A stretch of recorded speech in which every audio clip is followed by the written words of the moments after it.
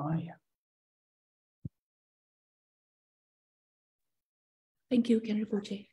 Oh, yeah. So greeting to everyone here, and with my greeting, now we are going to start this class, and we'll start with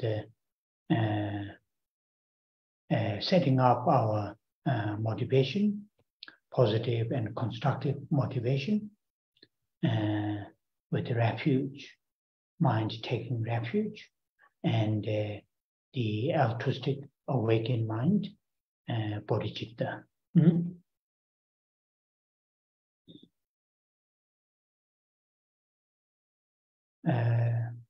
Lisa, your mic is not on. Yes, Rinpoche. Trước tiên, Thầy gửi lời chào thân ái đến tất cả quý Phật tử, và chúng ta bắt đầu buổi thuyết pháp ngày hôm nay. Chúng ta bắt đầu bởi khai triển hai động cơ để quy y nơi Tam Bảo và khai triển Bồ Đề Tâm. Oh yeah. And as we all know, how to hold the mind taking refuge in three jewels, and also the mind of enlightenment, bodhicitta. And it is useful and helpful what we know so far, how to hold these two minds, refuge and bodhicitta. It is useful and helpful, every now and then to add it more in terms of your experience of mind taking refuge and bodhicitta, and also your understanding about the qualities of the three jewels, qualities of the Buddha, qualities of the Dharma, and the qualities of the Sangha, as well as to enhance our understanding of nature of unenlightened existence, that our current existence, though we are human, we have many joys, happiness, fulfillment to be experienced, but still we are unenlightened beings. We experience samsaric turbulence, difficulties, and to understand that nature of samsara, particularly the nature of those such as the three poisons: attachment, aversion, and ignorance, and their consequences. So what levels of understanding and the experience that we have right here now, not feel, not think I had enough understanding, I have enough experience of refuge and bodhicitta. There's always room to improve, to make richer, stronger. And to do that, then they not only rely on the occasionally receiving teachings. It is good to, I'm sure in English there are many, but I'm sure in Vietnamese there are written texts taking refuge. Also I'm sure in Vietnamese there are written texts bodhicitta. So to read few lines and to think again and again and again to make your these two minds richer and stronger. And that is also the meaning of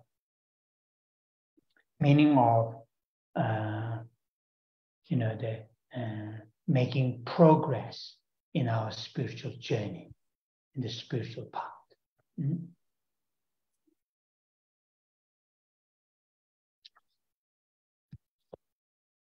thật là hữu ích để mà chúng ta giữ hai trạng thái tâm này, trạng thái tâm quy y nơi Tam Bảo và khai triển tâm Bồ Đề. Và thỉnh thoảng chúng ta hãy nhắc nhở mình những điều như vậy, và để hiểu về, đồng thời để chúng ta hiểu về phẩm hạnh của Tam Bảo, hiểu về phẩm hạnh của Đức Phật, hiểu về những phẩm hạnh của Pháp và hiểu về những phẩm hạnh của Tăng đoàn.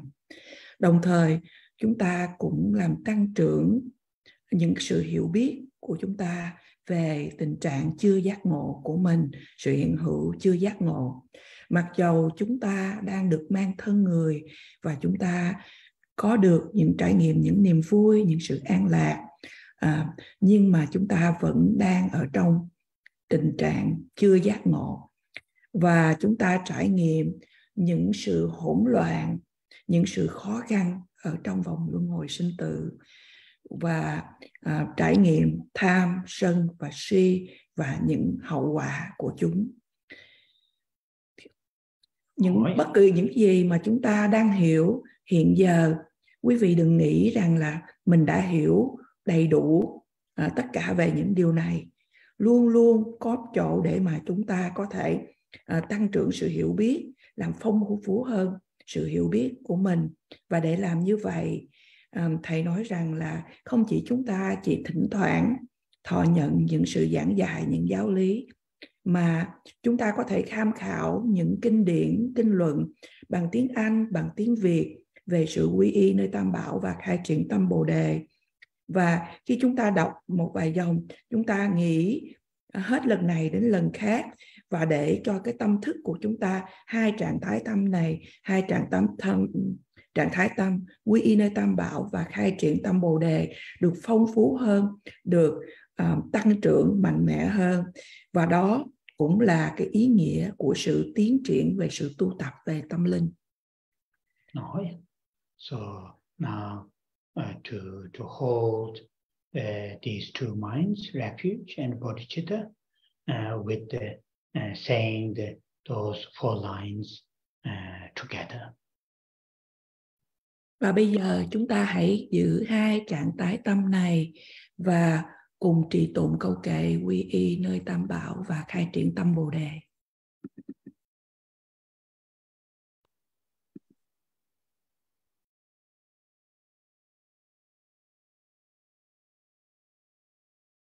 Sanje chedan tsoje chonam na chanjo pardo dane japso che dage chinso je be chonam je dola penje sanje drobara sho.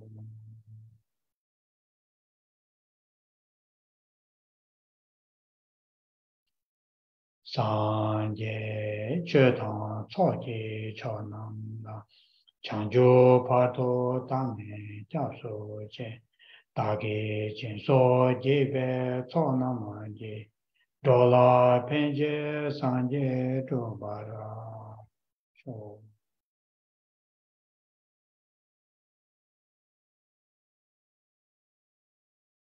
Sanje chedan tsoje chonam na chanjo pardo dane japso che dage chinso je be chonam je dola penje sanje drobara.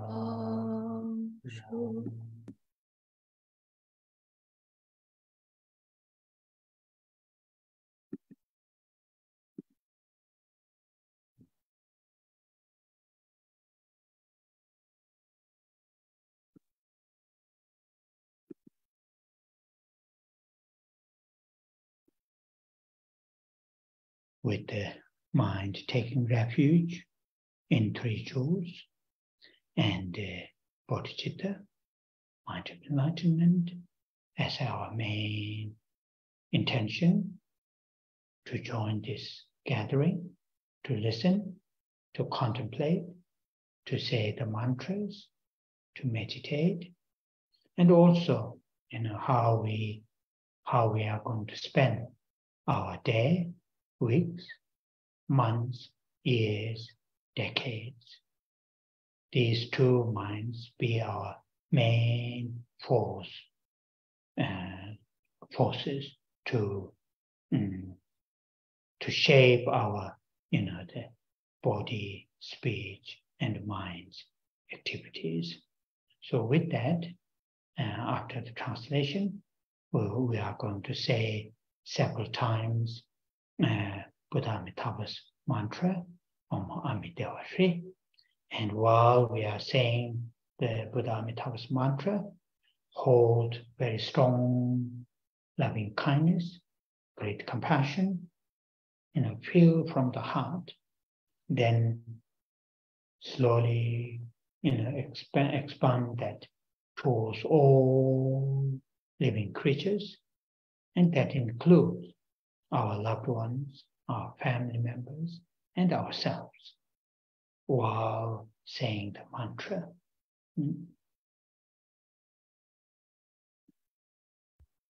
Với tâm quy y nơi tam bảo và tâm Bồ đề là động cơ chính để chúng ta tham dự buổi pháp hội ngày hôm nay, đồng thời để cho chúng ta lắng nghe pháp và chiêm nghiệm về pháp, trì tụng và thiền, và đồng thời cũng làm thế nào để cho chúng ta sống sinh hoạt hàng ngày, mỗi ngày, tuần, tháng, năm và những thập niên sắp tới. Hai trạng thái tâm này là hai lực chủ yếu để mà uốn nắn những sinh hoạt của chúng ta qua thân, khẩu và ý của mình. Và như vậy bây giờ chúng ta hãy cùng trì tụng câu mật chú của Đức Phật A Di Đà Om Amitabha Shri cùng với thầy nhiều lần. Và trong khi chúng ta trì tụng, quý vị hãy giữ tâm với lòng từ, với lòng đại bi, và cảm thấy từ tận trong đáy lòng rằng và quý vị từ từ nới rộng ra đối với tất cả, trong đó bao gồm những người thương của mình, gia đình của mình và cả bản thân của mình.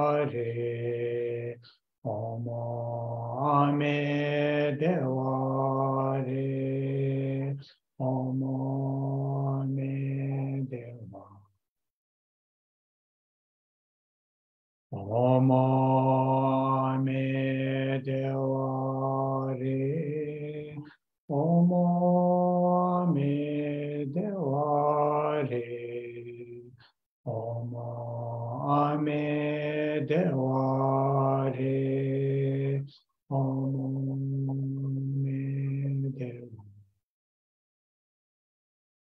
Omo Ame Devare Omo Ame Devare Omo Ame Devare Omo Ame Devare Omo Ame Devare Omo Ame Devare Omo Ame Devare Omo Ame Devare Omo Ame Devare Omo Ame Devare Omo Ame Devare Omo Ame Omo Ame Devare Omo Ame Devare Omo Ame Devare Omo Ame Devare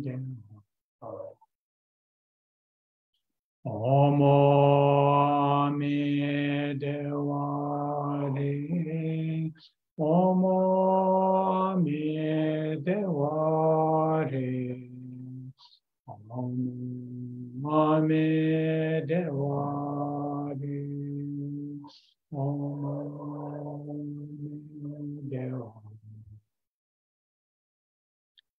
Omo Ame Devare Omo Ame Devare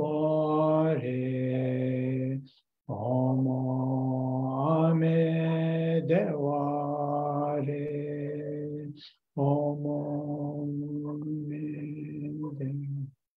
Ame Devare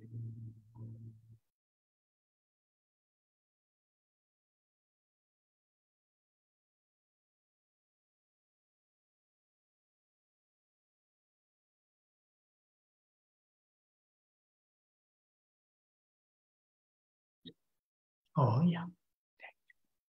Mm-hmm.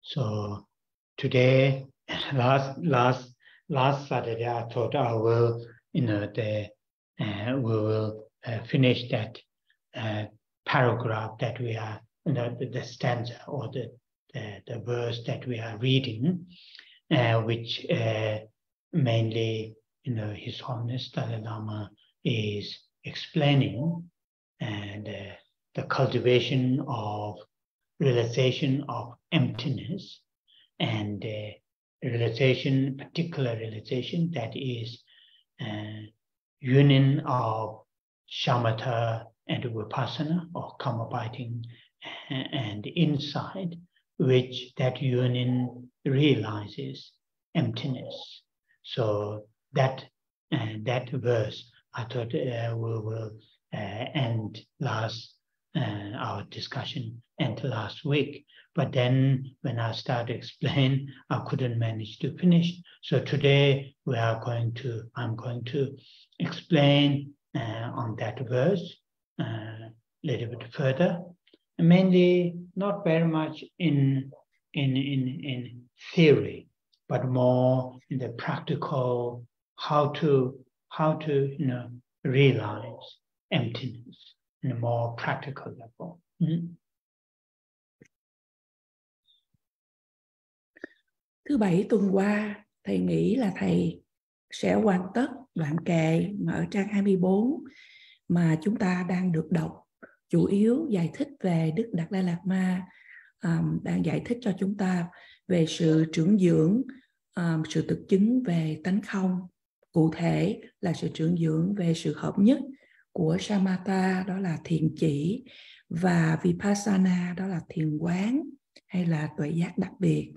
Và chúng ta chưa có hoàn tất về đoạn kệ này. Hôm nay thầy sẽ giảng cho chúng ta ít nhiều hơn nữa, không phải về mặt của lý thuyết mà về mặt của sự thực hành, làm thế nào để mà thực chứng, trực nhận được tánh không.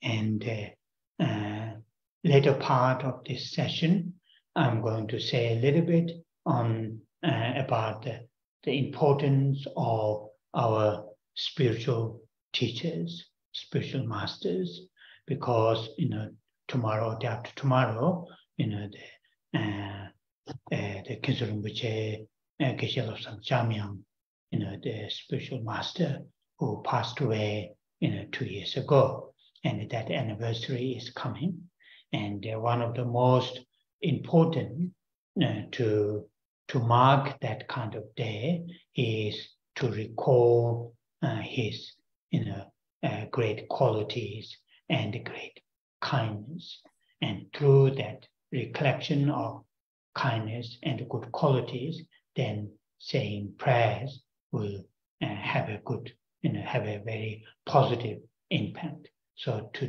relate to that later part of today's our gathering, I will say a little bit in general how our spiritual teachers are important in our spiritual journey.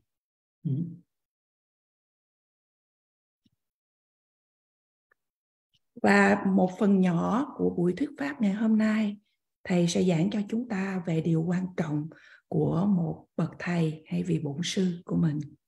Bởi vì vài ngày sắp tới đây, ngày 15 tây tháng 11 là kỷ niệm 2 năm ngày giỗ của ngài cựu viện trưởng Khyentse Rinpoche Lobsang Jamyang.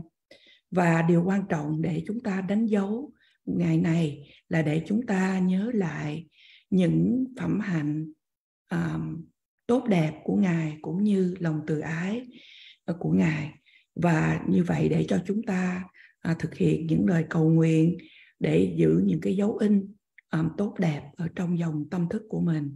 Và như vậy sau phần giảng này, thầy sẽ nói ít nhiều về làm thế nào để chúng ta có thể dưỡng về những phẩm hạnh của bậc thầy là quan trọng. Oh yeah. So now, last Saturday, I touched on some of those important points that we had discussion. I think 3 or 4 Saturdays in our gathering on this subject, realization of emptiness. So today I'm not going to repeat that. If you are interested to want to repeat that, to want to look at that, you should listen last Saturday's. I'm sure the recording is there. Listen and recall. That is important. So today, what I'm going to say is this. If you remember, I said, and this is not just my saying it, me saying it. It is those great practitioners, great, those meditators, masters have repeatedly said it. When it comes to and to develop understanding of emptiness, understanding of shunyata, emptiness, realization of emptiness, then it is for the practitioner, it always starts from understanding of emptiness, relation to our sense of I, self, individual, which I mentioned before, of course, we can develop understanding of emptiness with this pen, understanding of emptiness with this book, and so on and so forth.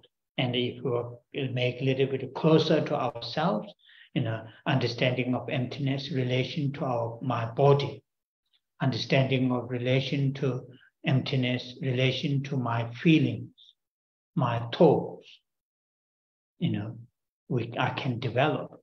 But for the practitioner, for the serious practitioner, this understanding of emptiness is always started to develop, started to develop from the sense of I, self, me, individual. That is I briefly shared some of our Saturday.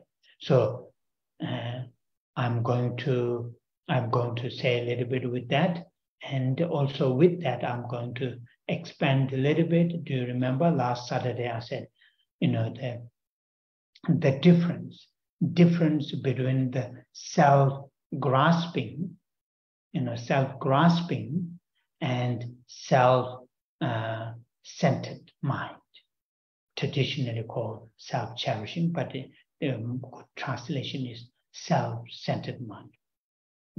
Both are troublemaker. Both are afflictions, delusions, but these two are not exactly the same. Self-grasping and self-centered mind. And I'm going to say a little bit on this, because this comes with the experience level, not just in theory, not just in theory, but in experience level. Understanding of emptiness gradually must eventually come to experiential level, not just mere intellectual. Tuần trước, Thầy đã nói cho chúng ta một vài điểm, ôn lại một vài điểm về chủ đề trí tuệ thực chứng tánh không trong 3 hoặc 4 bài giảng vừa qua, và Thầy sẽ không lặp lại những điều này. Nếu quý vị muốn tìm hiểu, quý vị có thể xem lại, nghe lại những điều này là quan trọng. Hôm nay Thầy muốn chia sẻ với quý vị, và ở đây không phải chỉ Thầy chia sẻ với quý vị, mà những bậc đại sư, những bậc thiền giả đã nói rằng khi mà nói đến sự khai triển để hiểu về tánh không hay Sunyata, kế đó với những hành giả tu tập thì điểm bắt đầu để hiểu về tánh không là có liên quan đến cái cảm giác về cái tôi, cái tự ngã, về cá thể, cá nhân. Và Thầy đã nhắc với chúng ta về những điều này. Lẽ dĩ nhiên khi chúng ta hiểu về, được nhận về tánh không, khi có mối liên hệ đến ví dụ như cây viết, cái quyển sách, hay là thân của tôi, những cảm xúc của tôi, những ý nghĩa của tôi, thì cũng được. Nhưng mà với những bậc hành giả mà thật sự nghiêm túc tu tập, thì các bậc đó, các vị luôn luôn bắt đầu từ cái mối quan hệ với tự ngã, cái tôi, cá nhân. Điều này là những gì Thầy muốn chia sẻ với quý vị, và Thầy muốn nới rộng lên một chút nữa. Nếu quý vị nhớ thứ Bảy tuần rồi, Thầy có nói với chúng ta về cái sự khác biệt giữa từ gọi là self-grasping, đó là sự chấp ngã, và self-centeredness là sự coi mình là trung tâm, hay là sự ái trọng bản thân. Cả hai từ thuật ngữ này đều là những tên mà tạo ra những cái rắc rối. Đó là những cảm xúc tiêu cực, đó là những vọng tưởng. Và tuy vậy, hai thuật ngữ này không có hoàn toàn giống nhau, và Thầy muốn giải thích ít nhiều về điều này ở nơi đây, bởi vì điều này có quan hệ đến, chúng ta nói đến mức tầng của những cái sự tu tập, những sự trải nghiệm, chứ không phải chỉ nói trên lý thuyết. Oh yeah. So now the first, why serious practitioners,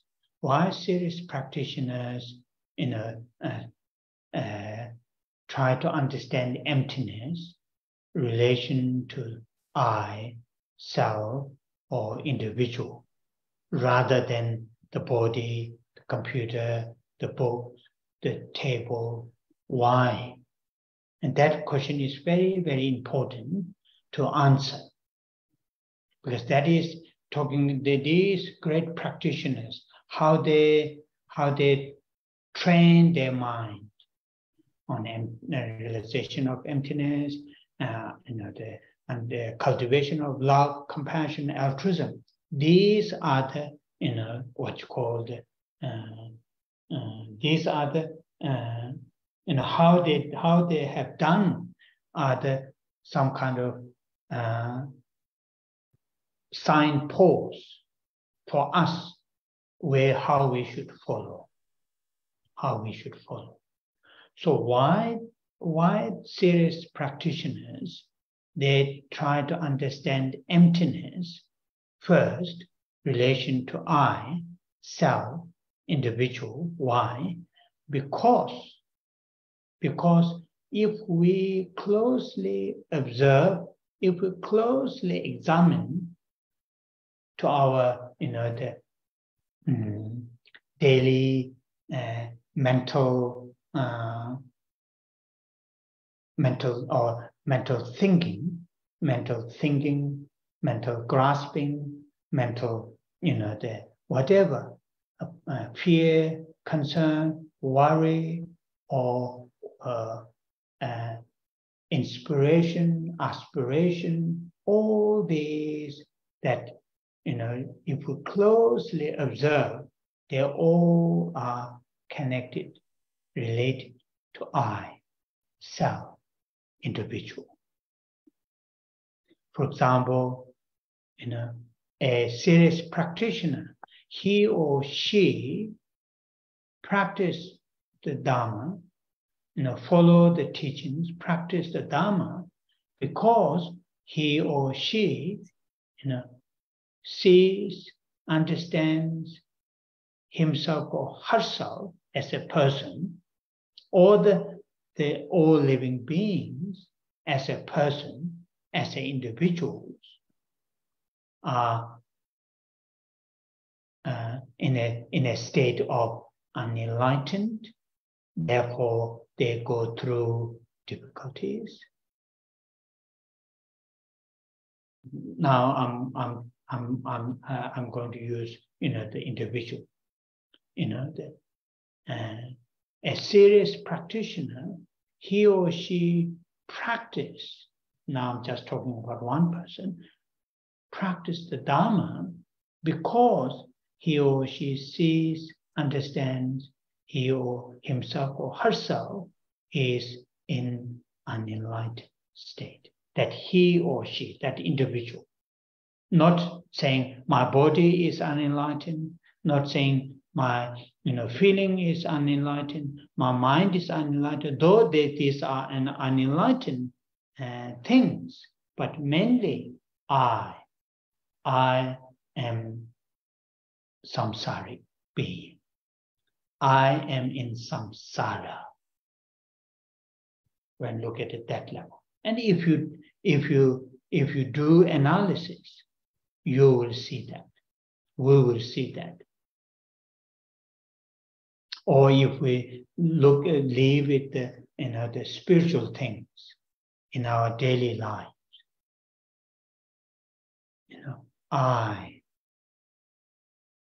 then it comes mine. I comes first. I, this. Then mine is this. So it's I. Also, people who are seeking liberation, I want to experience liberation. Never think my body, my feeling, my mind. No, I.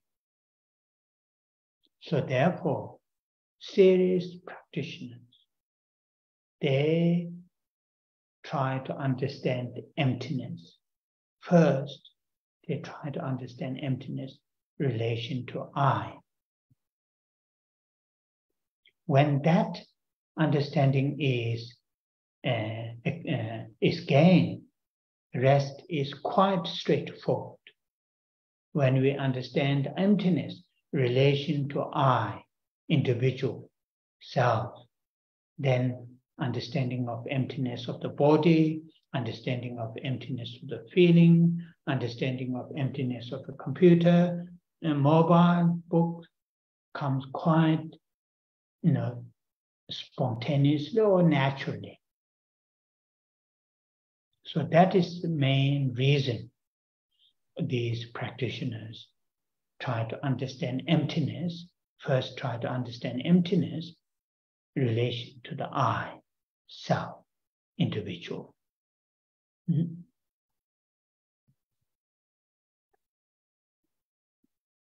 Trước tiên, tại sao những hành giả nghiêm túc tu tập luôn luôn cố gắng để hiểu về tánh không khi có cái sự liên hệ đối với cái tôi, tự ngã hay một cá thể, mà không nói về hiểu về tánh không khi liên hệ đến thân thể, hay ví dụ như cái computer hay một quyển sách.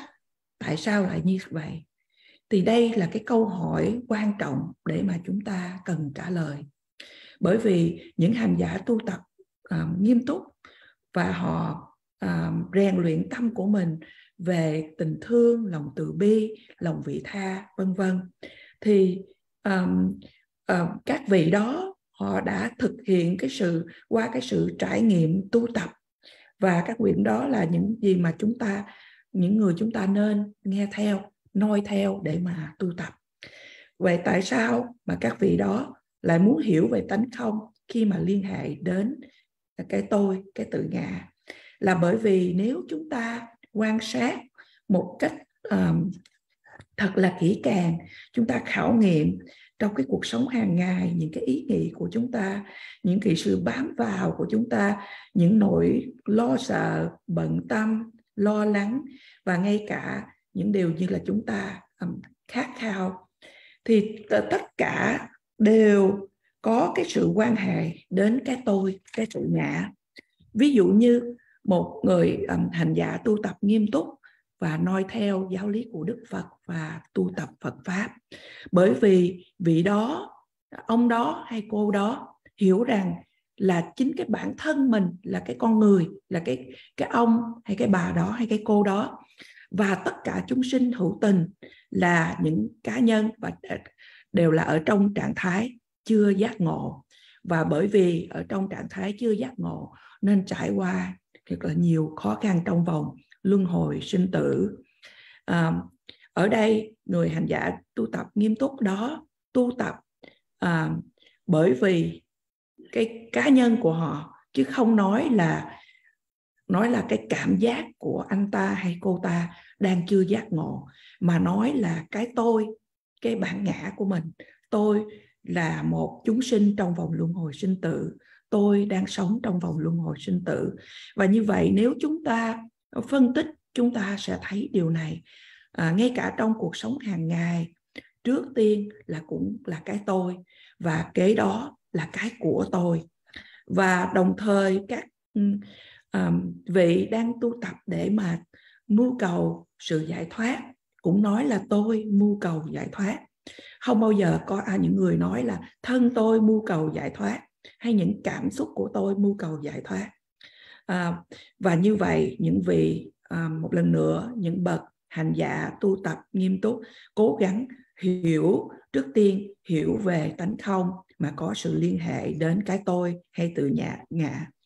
Một khi cái sự hiểu biết về tánh không liên hệ đến cái tôi hay tự ngã này đã được đạt được, thì cái sự hiểu biết về tánh không, về thân thể, những cảm xúc, về những vật dụng như cái computer, vân vân, tất cả sẽ tự nhiên mà đến một cách tự nhiên.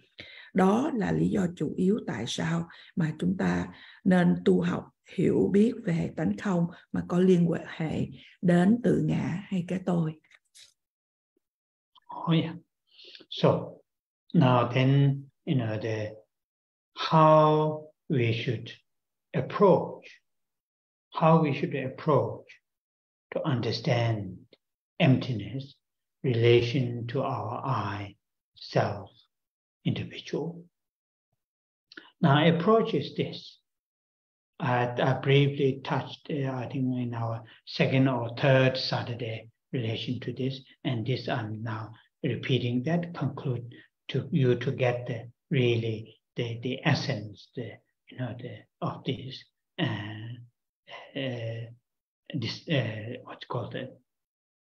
This practice. Now, the first, we all know I, self, individual does exist. There's no question to the Buddha, the historical Buddha, and the subsequent those Buddhist teachers like Nagarjuna and those great Indian masters, like those great Tibetan masters like Tsongkhapa and so on and so forth. They do not, say, they haven't said, I, self, individual does not exist. And we know from our own experiences, I, does exist. Because that is from our experience. How can we know I exist? How can I know, the individual or Tashi, the I exist? Because there is experience of joy, experience of sadness, Tashi experience, I experience. So that is the clear sign of existence of I. So in that, whether I exist or not is not the question. It's not the analysis. It is proved. Existence of I, self, individual is proved. That is not our analysis. Now, our analysis, our observation is, in a practical level, in practice, our analysis, our observation is, though I exist, though self exists, individual exists, but how we believe, how we perceive the existence of I or the self, how we think the manner of existence of I, and that is the subject of analysis. So that is, here experiential analysis, not just intellectual analysis, experiential analysis. Yeah. So how to do that? Some of those great teachers and have said, and I briefly touched on this one of our previous, the discussion. Though we can do this analysis while we are in a calm, rest, relax, sipping cup of tea, during those times, we can gently observe how we perceive the I who is sipping the tea, who is enjoying the taste of the tea, smell of the tea. We can do that. But those great meditators, they have said, most obvious time to do that kind of observation is when we are For example, His Holiness Dalai Lama says, when we take refuge, which I thought is very, very skillful way to say that. His Holiness says very often, when we take refuge, in the refuge line, in the second line, first, Sangye Chodam Soji Chongnamla in Tibetan, that's the Buddha, Dharma, and Sangha.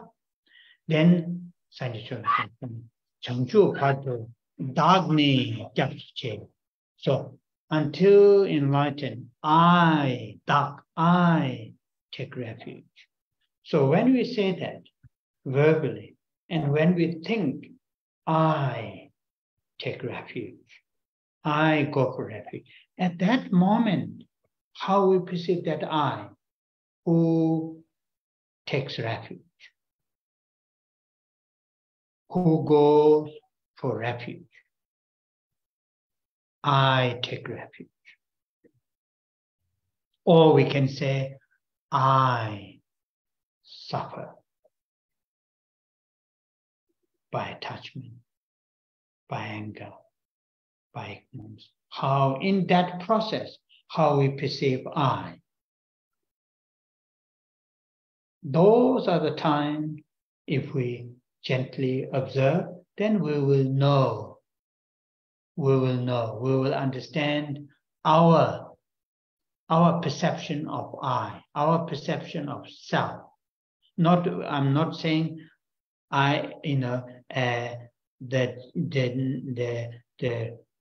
reality of how I exist. I'm not talking about that.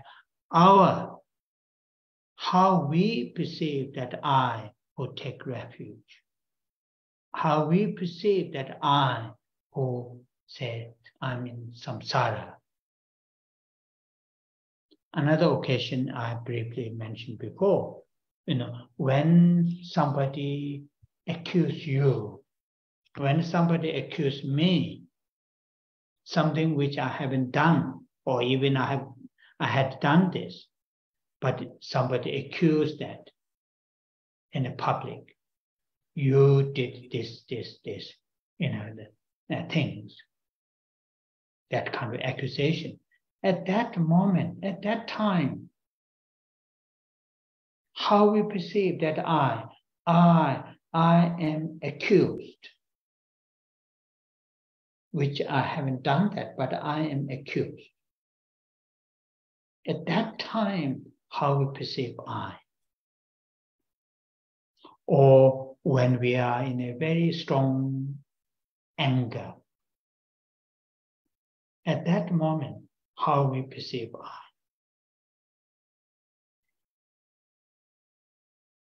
And that is the really serious observation that we need to analyze.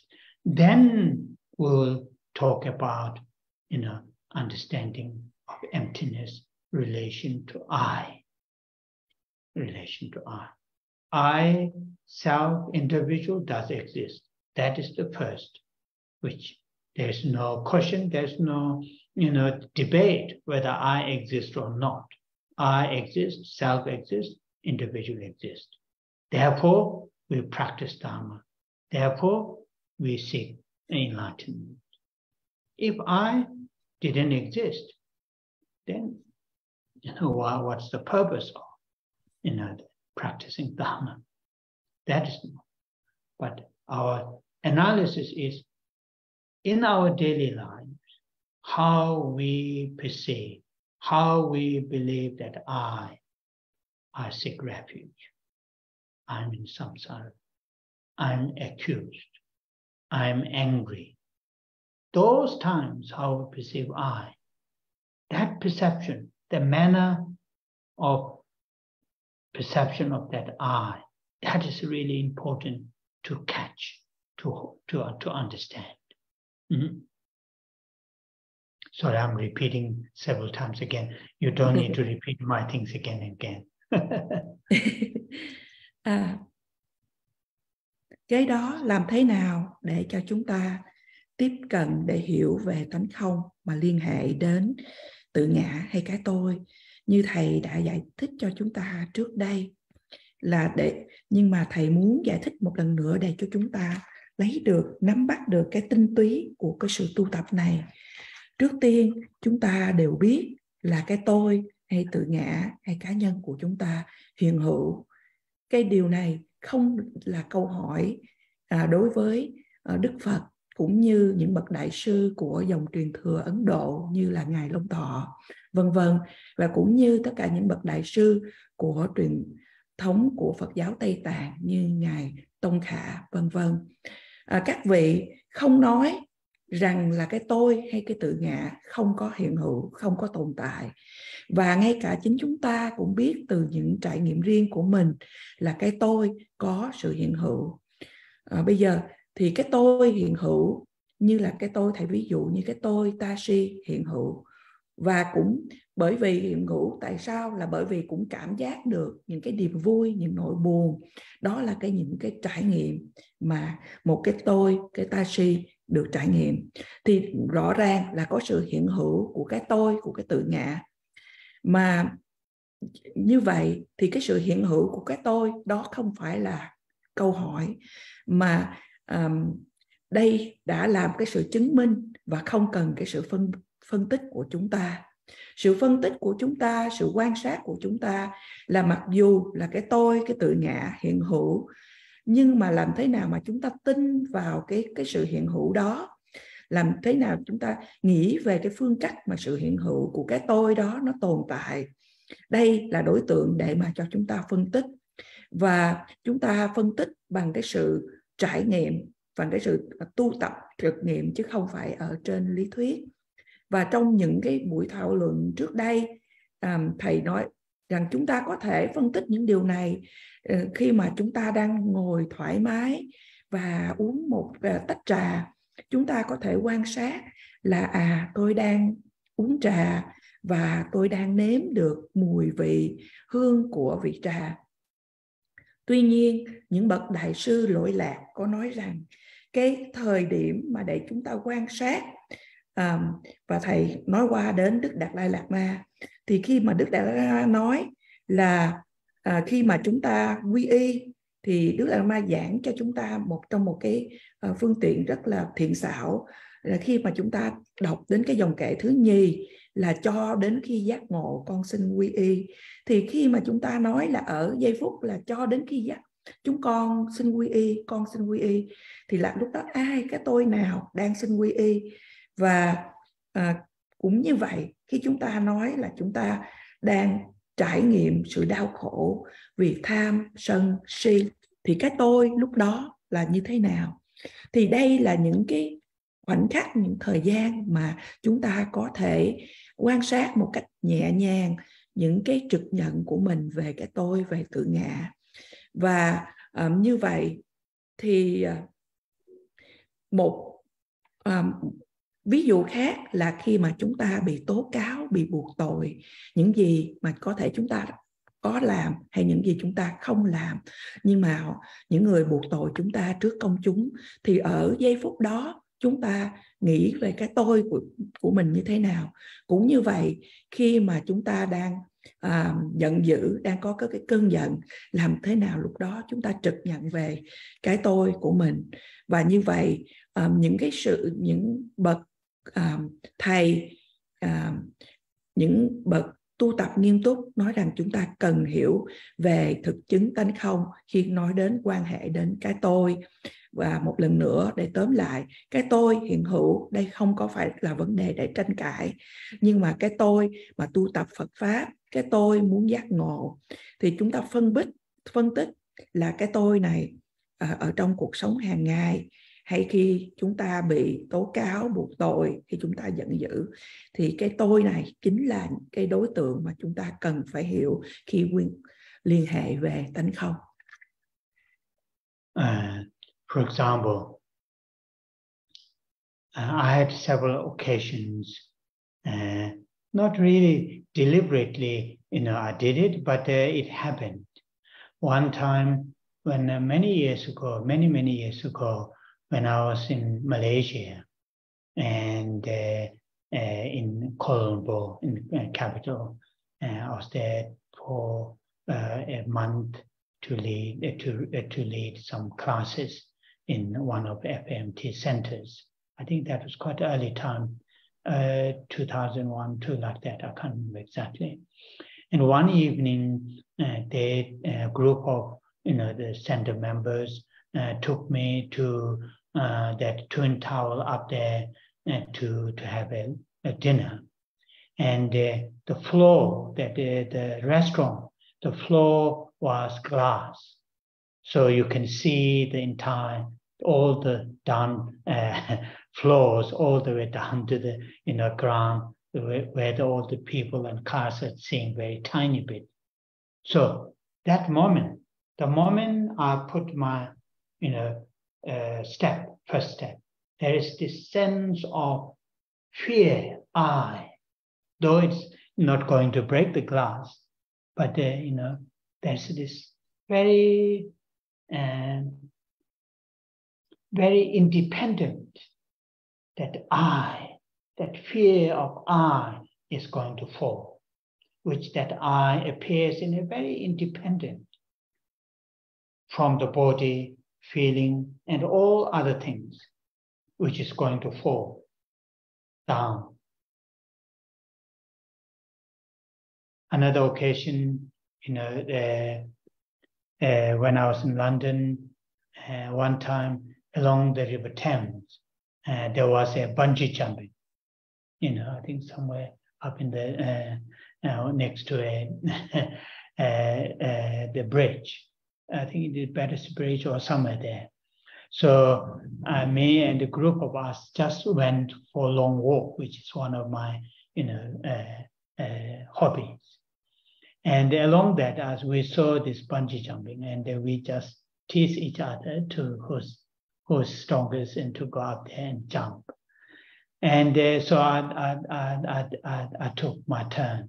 So when I got there, there is this very, very clear grasping that I, which is going to fall down, which that I, very independent, from the body, from the mind, from all the, that I is dependent on.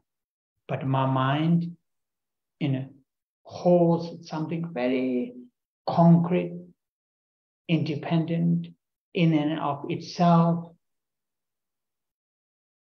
That sort of.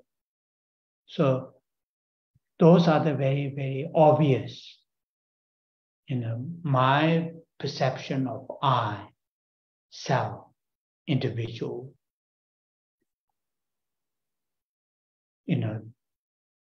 appears very clearly during those periods of time. I'm sure there are other occasions.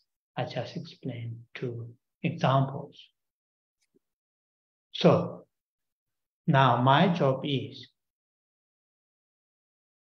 does I exist in that passion, in the passion of independent, separate, not dependent on the body and other aggregates,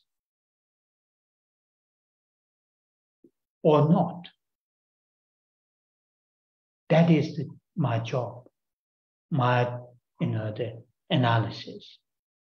When I observe my manner, my, how I perceive, how I believe, the I, the self, very, independent from all these aggregates. Now my job is, does I really exist in that fashion, in that manner, which I believe, which I perceive? And when we do this analysis, then also rely on those great teachers' teachings, then we are able to understand emptiness, relation to I, self, individual. Here, it is not saying I or self or individual doesn't exist. Does exist. But I or the self or the individual does not exist as we perceive, as we believe, as we think. And how we think, how I believe, the manner of existence of I, something very, independent in and of itself from all the others. How can we know that? We know that only through close observation, long-term observations under the different situation, under the different circumstances,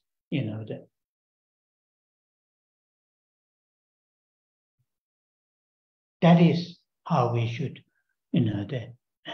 work to understand emptiness, relation to the I or the self, which is the manner of those great masters. The understanding of emptiness is started. They start from the relation to I or the self, individual.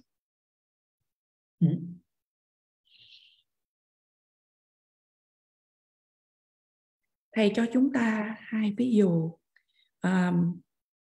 Ở đây không phải là thầy cố tình để mà làm như vậy, nhưng mà những cái sự kiện này nó xảy ra. Thì nhiều năm trước, khoảng năm 2001, khi thầy ở Mã Lai, ở thành phố thủ đô Kuala Lumpur, và có một số người đã mời thầy đi đến cái Twin Towers, là cái tòa mà cao nhất ở đó, mà có hai tòa building. Thì khi mà để ăn tối, để đi ăn, thì thầy lên đó thì cái sàn bằng kiến. Thì khi mà thầy vừa mới đặt cái chân thầy lên ở cái tầng đó, và cái sàn nhà là bằng kiến, thì lúc đó cái tôi, thầy trực nhận, lúc đó là có cái tôi có nỗi lo sợ. Không những là chỉ là để cái tôi đó có thể làm bể cái kiến, nhưng mà lúc đó thì cái tôi mà một cách độc lập, mà sợ là mình sẽ bị rơi xuống. Một dịp khác thì thầy ở London và đi qua một cái cầu, thì thầy đi cùng với một nhóm người và đi tản bộ đường dài. Đây là một trong những sở thích của thầy, và có nói đến cái vấn đề để mà nhảy xuống. Thì khi mà thầy đến lượt của thầy để nhảy, coi cái chiều sau, thì thầy nhìn thì thầy sợ bị rơi xuống. Thì như vậy, ở cái giây phút đó thì thầy thấy có một cái tôi mà nó sai biệt, nó không phải là cái thân, cũng không phải là cái tâm, mà là một cái tôi nó tự tồn, chứ không phải một cái tôi mà nó tùy thuộc vào những duyên, nhân và duyên khác nhau. Và như vậy, nếu chúng ta có những cái sự quan sát mà thật kỹ càng như vậy, và thấy cái tôi hay cái tự ngã xuất hiện một cách rất là rõ ràng trong những trường hợp như vậy, và thầy chỉ giảng cho chúng ta hai ví dụ ở đây thôi, nhưng mà thầy chắc chắn là sẽ còn nhiều những ví dụ khác. Và như vậy, cái tôi có hiện hữu ở trong cái phương cách mà độc lập, mà không có tùy thuộc vào thân hay vào năm uẩn hay không. Đó là sự phân tích của chúng ta, của thầy. Khi thầy phân tích, quan sát cái tôi mà cái độc lập hay có từ 5 cái uẩn, thì cái tôi có hiện hữu trong phương cách đó như là thầy trực nhận hay không. Và khi chúng ta phân tích, và chúng ta đồng thời cũng đã nghe được từ những bậc thầy, đại sư, và để mà trực nhận về tánh không, thì có quan hệ đến cái tôi. Ở đây một lần nữa không nói rằng là cái tôi không có hiện hữu, nhưng mà cái tôi không có hiện hữu như cách mà chúng ta tin vào, như cách mà chúng ta trực nhận. Làm thế nào mà chúng ta trực nhận, nghĩ đến cái tôi là chúng ta trực nhận là một cái tôi độc lập và trong đó và của chính nó. Và làm thế nào để mà chúng ta biết được là chúng ta tin vào hay trực nhận là cái tôi là độc lập của và ở trong đó của chính nó. Đó là khi mà chúng ta thực hành quan sát một thời gian dài và trong những trường hợp khác nhau, thì cái đó thì chúng ta sẽ hiểu được về trí tuệ thực tướng tánh không mà có quan hệ đến cái tôi hay tự ngã, mà những gì mà các bậc đại sư đã chỉ cho chúng ta. Oh yeah. So that manner of how we perceive, how we believe the I, self or individual in that particular fashion, in the fashion of something very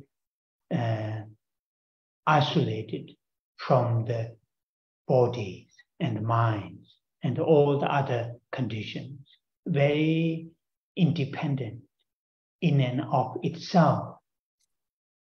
That perceiving, believing, thinking, manner of existence of I in that fashion, that is self-grasping. Listen, that is self-grasping relation to the I, relation to the self, self-grasping to I or self-grasping to individual. I will repeat that. Our current, the manner of,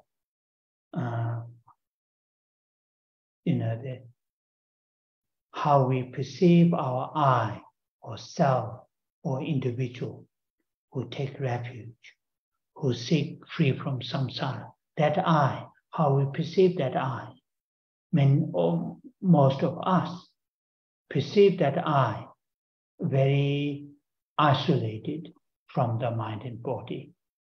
That I, we perceive, many of us that perceive that I very in and of itself from the mind and body and all other things. That perception, that belief, that, is called self-grasping relation to I, self-grasping of I, self-grasping of individual. Yeah? Yeah. In Tibetan, it's not important. So that is, now then, after the translation, I will talk a little bit about what is self-centered mind. What's the difference, the self-centered mind from this self-grasping? Yeah, I'll say this later. Now, that kind of belief, that kind of perception is the target. Is target, or that is what we usually call, the root of samsara, or the fundamental ignorance. When we hear the Buddhist teachers talk about root of the samsara, a root or the fundamental ignorance, that is referring to that kind of perception. Perceiving I or the self or the individual, very isolated from the mind and body, all the other things, independent in and of itself. And that should be, eliminated, or that should be reduced and eventually eliminated.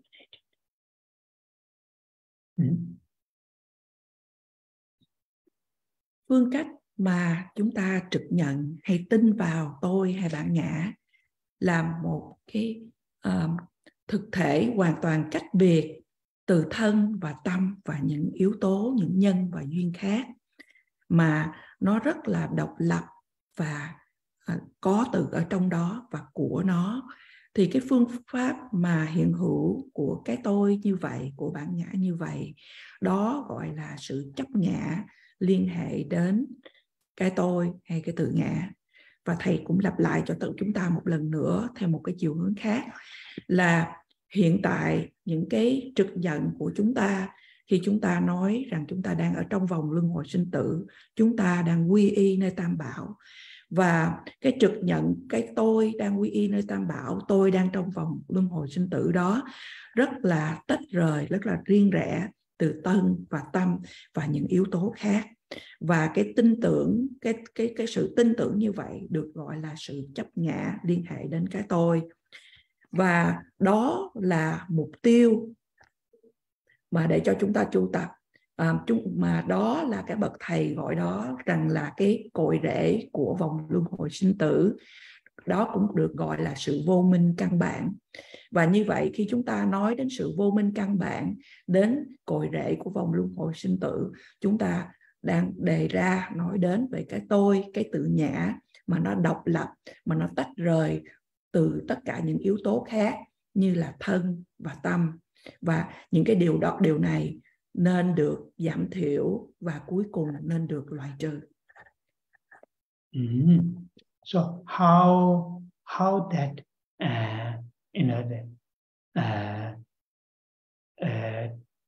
the self-grasping, that our deep-rooted, that kind of perception, that kind of belief, perceiving, believing that I or the self very independent from all the other things, very isolated entity, very in and of itself. How that self-grasping, that mind is eliminated or reduced through only seeing, understanding the completely existence of I or the self is completely opposite from how we currently perceive, how we currently believe. Our current belief or perception of I or the self, the individual, is what I've just said. And I gave you some of my own experiences when I did the bungee jumping, when I was walking on the glass floor.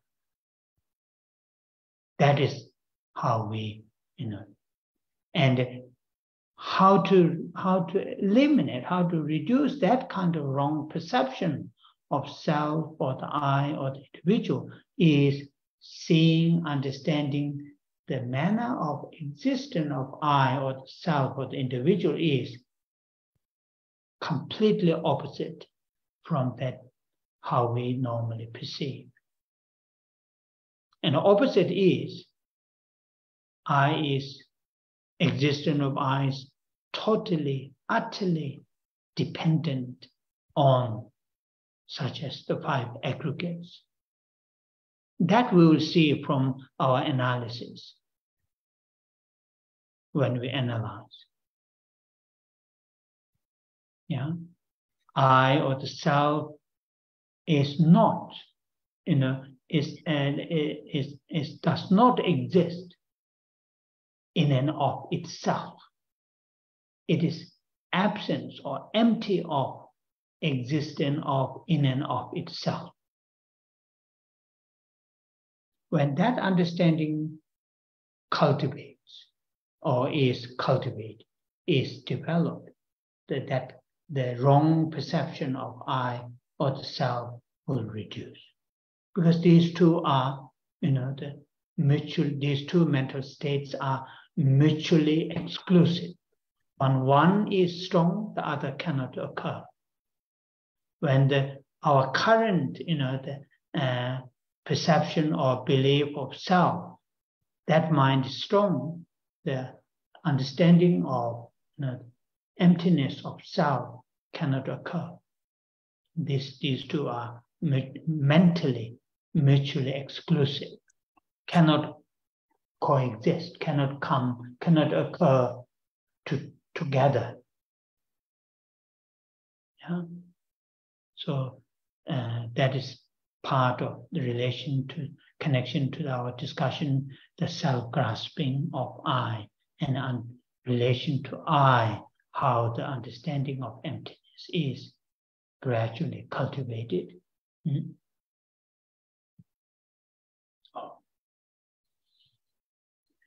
Làm thế nào mà sự chấp ngã, cái sự tin mà nó đã ăn sâu vào trong dòng tâm thức của chúng ta rằng là một cái tự ngã, một cái tôi thật là tách biệt, là một thực thể tách biệt, tự tồn, độc lập.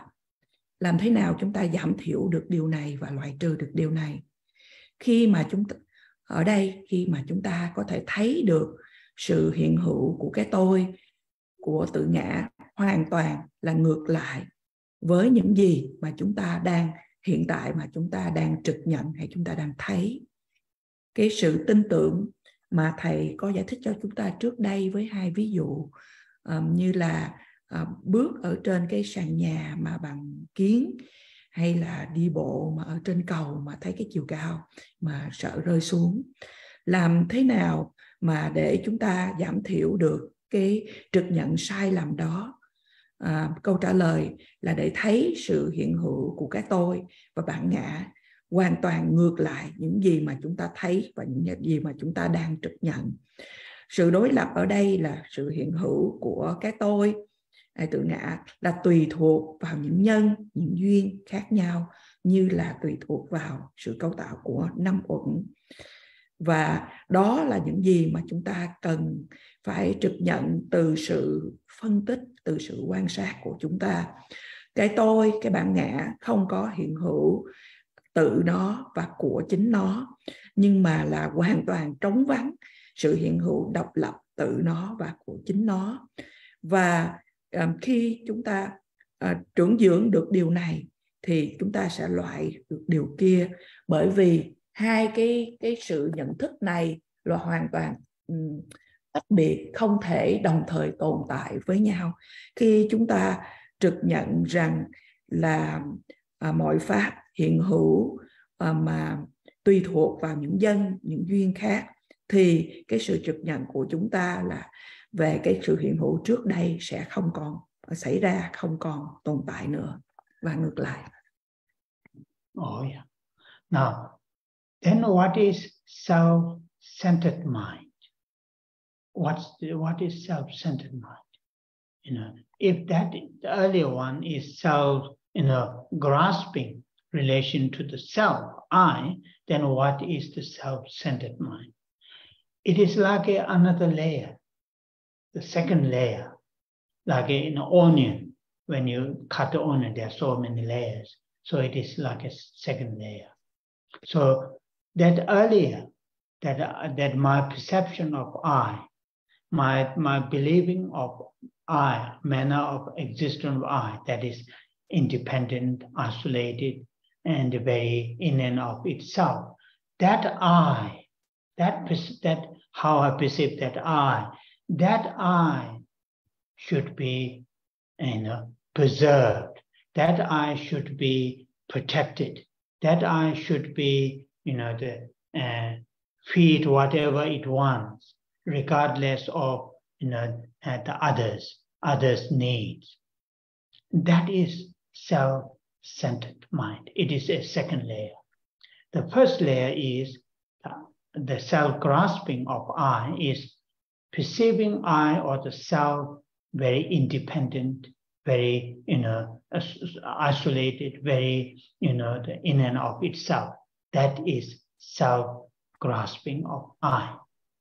Now the self-centered mind is the second layer, that isolated I, that independent I, that very in and of its existence of in and of itself, that I need to be thinking, that mind thinking, need to be protected, need to be supported, need to be fed, need to be looked after, and regardless of others' needs, others' relations. That is that is self-centered mind. Of course, normally we don't think that kind of rationally, or that, in an I which is existed in and of itself, that need to be preserved, that need to be fed, that need to be clothed, that need looked after. Of course, normally we don't do that kind of rational thinking. No, it is true. But my explanation is little bit in a more exaggerated manner to understand what is self-centered mind and what is the self-grasping relation to I. What's the difference between these two? The second one, the self-centered mind is, in fact, the product, the result of the self-grasping of I. When we have that kind of perception, that kind of belief that I exist independently in and of itself, when we have that kind of perception, then the product will be the self-centered mind, will be the attachment, anger. So that is anyway, yeah. So we are running out of time. I thought I will explain a little bit about it. So I will stop here. After the translation, I would like to say a little bit about our qualities of our spiritual teachers and the kindness of our spiritual teachers, and how we sort of rely on our spiritual teacher very briefly, because as I mentioned earlier, tomorrow, day after tomorrow, is the second anniversary of passing away the Khyentse Rinpoche, Bishop of St. Jamian. Kế đó, tâm xem mình là trung tâm hay tâm ái trọng bản thân là gì? Như đã được giảng trước đây, chúng ta nói về tâm chấp ngã mà có liên hệ đến cái tôi, cái tự ngã. Và tâm ái trọng bản thân hay tâm tự coi mình là trung tâm là như là một cái layer, là cái lớp thứ nhì. Cũng giống như, thầy ví dụ giống như là một củ hành thì nó có nhiều lớp để chúng ta mở ra, thì đây là lớp thứ nhì. Và như vậy cái tôi, cái tự ngã này độc lập, riêng biệt của nó và của chính nó là làm thế nào mà để chúng ta trực nhận, làm thế nào mà để chúng ta gìn giữ, để chúng ta bảo vệ, mà chúng ta không có bận tâm đến những gì người khác cần, những gì người khác muốn. Ở đây chúng ta nói đến cái mức tầng thứ hai. Vậy thì cái mức tầng thứ nhất đó là sự chấp ngã, là chúng ta thấy cái tôi là một bản ngã độc lập, riêng biệt, tự tồn. Và cái tôi, cái tự ngã mà của tâm ái trọng bản thân, đó là cái tự ngã mà tôi độc lập, tự tồn này, và tôi cần phải bảo vệ, và tôi cần phải quan tâm đến cái tôi đó, mà không có quan tâm đến những cái nhu cầu của những người khác. Lại dĩ nhiên thông thường chúng ta không có phân tích những cái lý lẽ như vậy, nhưng mà cái sự giải thích của thầy ở đây để mà thầy làm sáng tỏ hơn, để chúng ta thấy cái sự sai biệt giữa sự chấp ngã và cái sự tâm ái trọng bản thân, hay là tâm coi mình là trung tâm. Tâm coi mình là trung tâm là cái sản phẩm hay là cái kết quả của cái tâm chấp ngã. Và khi chúng ta có cái tâm như vậy thì là từ cái tâm chấp ngã và nó đến cái tâm mà tự coi mình là trung tâm, thì nó sẽ là sản phẩm của những điều như là cái sự tham, sân, si. Và bây giờ bởi vì thời gian có hạn, thầy sẽ giải thích cho chúng ta một cách ngắn gọn về những phẩm hạnh của những bậc thầy về tâm linh, cũng như lòng tự ái của những bậc thầy, và làm thế nào để cho chúng ta nương thừa bậc thầy. Bởi vì một lần nữa ngày giỗ của ngài cựu viện trưởng Khenpo Rinpoche, Lobsang Jevian sắp sửa tới đây trong vài ngày tới đây. Oh yeah. So as we all know, that in general, when we need to learn something new, and particularly that what we learned in want to learn that is important in our life, and very often we are relying on others, understanding others' experience and others, the support. And it is the same in the spiritual journey. Which because we need to learn how to reduce attachment, aversion, ignorance, jealousy, envy, these mental states, and actions or activities that we commit out of these mental states. Difficult if there's no support, if there's no support. So that is how it is important that to have a experience or experienced teachers, if we use that term, mentors. Yeah, that we all know that. So the teachers that we have received teachings, advice, and then particularly in the Bodhisattva and the teachings, received Bodhisattva and the teachings, Bodhisattva and the vows, or then some practice Vajrayana initiations. Those teachers, those mentors, masters are, something that we should, in the Buddhist text, in the Mahayana Buddhist text, in the Tibetan text, Lamji Tsawa. So like the root of the that our spiritual journey to experience full enlightenment. And that kind of understanding, understanding that those teachers, our spiritual teachers, are root to grow our spiritual journey. That understanding will come when we understand the qualities of the teachers, kindness they have shown to us. When we understand that, that will come. So, every now and then, again and again, many of you have received many teachings from late Khenpo Rinpoche Lobsang Jamyang, many different layers of teachings. So, not only, marking second anniversary or first anniversary of his passing away, not in that way. That is also fine. It is our, culturally that we do. But what is important is in our daily life to recall his kindness, to recall those great qualities that he had shown to you, kindness that he had expressed to you. And through that, then what should be our action? And our action is practice Dharma.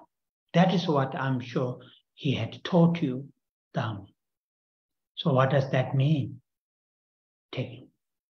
Holding the mind, taking refuge, holding the mind, bodhicitta, practicing the ethics. That is what means practicing Dharma. Not only recitation of mantras, not only the setting up some offerings. Those are Dharma practice. I'm not saying that these are not Dharma practice. the actual Dharma practice is really very much enhancing those love, compassion, altruism, refuge, holding those and living our life according to, with these minds, individually, within the family, within the society. And that is what, will fulfill Rinpoche Losang Chamyang's wishes. And that is what in Tibet called Kashing Duba. Kashing Duba means, practice as our teachers have taught.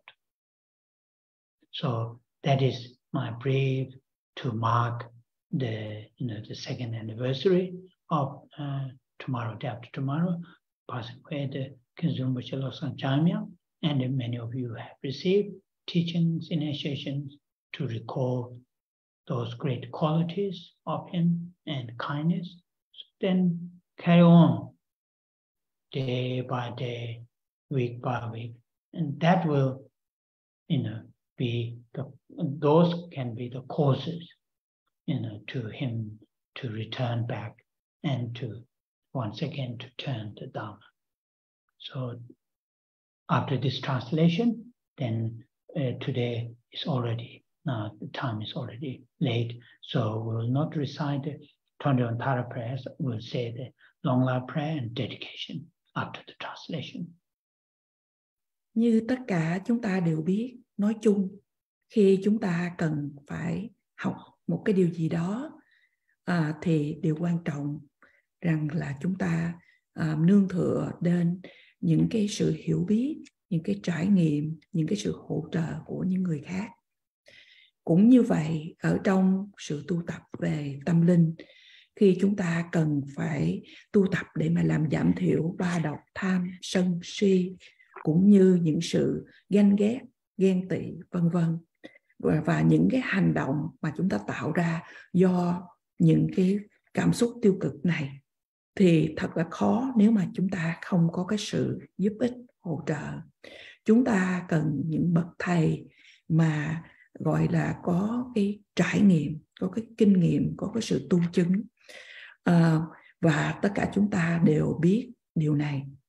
Và những bậc thầy, khi chúng ta thọ nhận những cái sự giảng dạy, những lời khuyên, và có một số chúng ta đi tu tập theo giáo lý của Bồ Tát Đạo và những giới của Bồ Tát, và cũng như là tu tập về Kim Cang Thừa, những giới của Kim Cang Thừa, vân vân, thì chúng ta đối với những bậc thầy như vậy, thì đó là ở trong những kinh luận của Phật giáo Đại Thừa là nói rằng là đó là chữ Lamji Sawa, là những bậc thầy cội rễ, những cái con đường, những cái con đường tu, là cái đạo lộ, những con đường tu cội rễ. Và cái sự hiểu biết như vậy thì đây là cái cội rễ để mà chúng ta có thể phát triển về tâm linh, để cái tâm linh của chúng ta có thể lớn dần đi. Và như vậy để chúng ta hiểu được những lòng từ ái của những bậc thầy như vậy. Đối với những quý vị ở đây, nhiều trong những quý vị đã thọ nhận những sự giảng dạy từ Ngài Cựu Viện trưởng Khenso Rinpoche Lobsang Chamyang. Và không những chúng ta chỉ nhớ đến Ngài trong những bậc để đánh dấu như là ngày giỗ đầu tiên, ngày giỗ thứ nhì của Ngài. Điều này cũng được, cũng tốt, do tập tục văn hóa chúng ta thực hiện như vậy. Nhưng điều quan trọng là trong cuộc sống hàng ngày, chúng ta hãy nhớ lại lòng từ ái của Ngài đã chỉ dẫn, đã chỉ biểu lộ với chúng ta. Và qua những điều đó, những cái hành động của chúng ta nên là gì? Thì chúng ta nên tu tập Phật Pháp. Bởi vì thầy chắc chắn rằng là Ngài Cựu Viện trưởng đã chỉ dạy cho quý vị cũng là những giáo lý của Phật Pháp. Và trong giáo lý của Phật Pháp là để cho chúng ta giữ tâm quy y nơi Tam Bảo, khai triển Bồ Đề Tâm, tu tập về giới hạnh. Và không chỉ là để cho chúng ta chỉ trì tụng những câu mật chú hay là để bày biện những phẩm vật cúng dường. Ở đây thầy không nói rằng là cầu nguyện mật chú hay là bài biện những phẩm vật cúng dường không phải là sự tu tập Phật Pháp.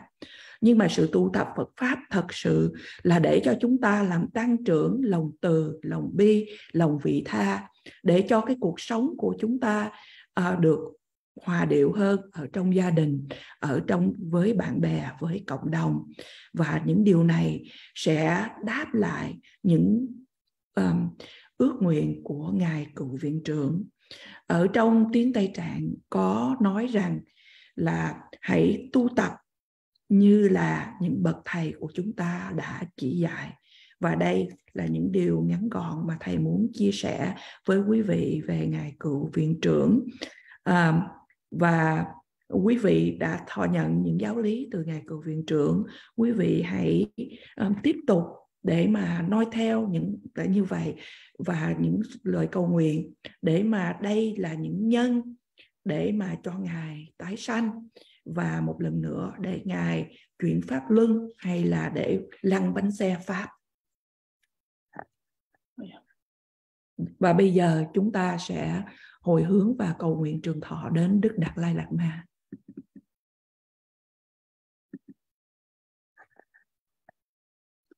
Chanjo Semjo Rinpoche Ma Je Panama Je Ju Je Je Ba Nyam Ba Me Ba Ya Kone Kondu Pewara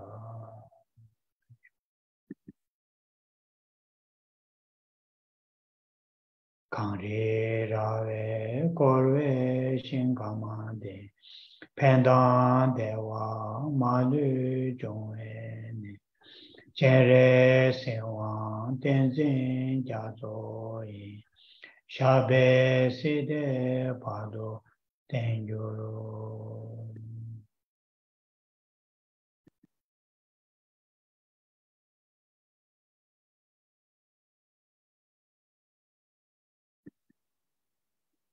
Oh, yeah. Thank you very much. I have a short announcement regarding to our next Saturday's class. Next Saturday, which is the 19th of November, I'm on the way to Dharamsala, so I will be in Bangalore, usually in those hotels, because I'm staying overnight. 20th early morning, I'm flying to Dharamsala, so I will be in Bangalore in a hotel. Usually those hotels have a quite good, internet connection. And so if that is the case, I will let you know. And then we will have a class next Saturday. But I will let you know, I will arrive in hotel around that day, around 2 in the afternoon. So I will let Lisa know, organize it. And if the internet is good, then we'll have class that Saturday. But the Saturday after that, which is 26th of Saturday, I will be in Dharamsala.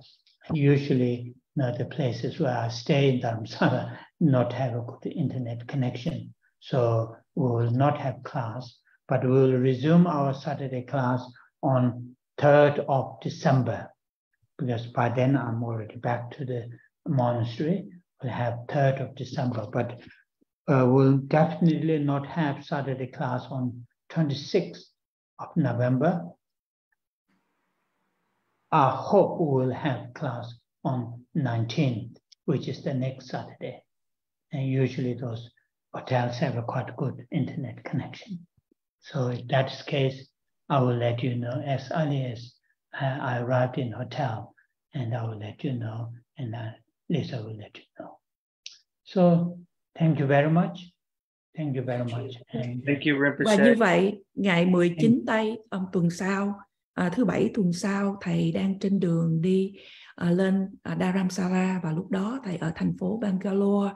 Thì thường thành phố Bangalore ở hotel thì cái internet nó tốt, nhưng mà thầy cũng chưa chắc như vậy. Thành ra có thể tuần sau chúng ta vẫn có lớp, hay có thể chúng ta không có lớp. Thành ra thầy hôm đó khi 2 giờ trưa thầy đến thì thầy sẽ cho chúng ta biết để có hay không. Nhưng mà ngày 26 tây tháng 11 thầy đang ở Dharamsala, và ở đó thì thường cái internet không có được tốt, thành ra chúng ta sẽ không có buổi thuyết pháp, và chúng ta sẽ trở lại buổi thuyết pháp thường lệ khi ngày trở về Sera là vào ngày 3 tây tháng 12. Và như vậy tuần tới chúng ta có thể có, và có thể hay là có thể không có lớp. Thank you, Ken. Thank you. Thank you. Thank you, Ken Rinpoche. Oh, Thank yeah. you. Thank you, Kevin. Safe travels. Thank you, Yeah. Rinpoche. See you and take care. Thank you, Rinpoche. Yeah, thank you. And enjoy your special weekend holiday. People who are from state. Oh, yeah. Thank you. Thank you, Lisa. Thank you, Rinpoche. Thank you, Lisa. Thank you, Risa. Thank you, Lisa.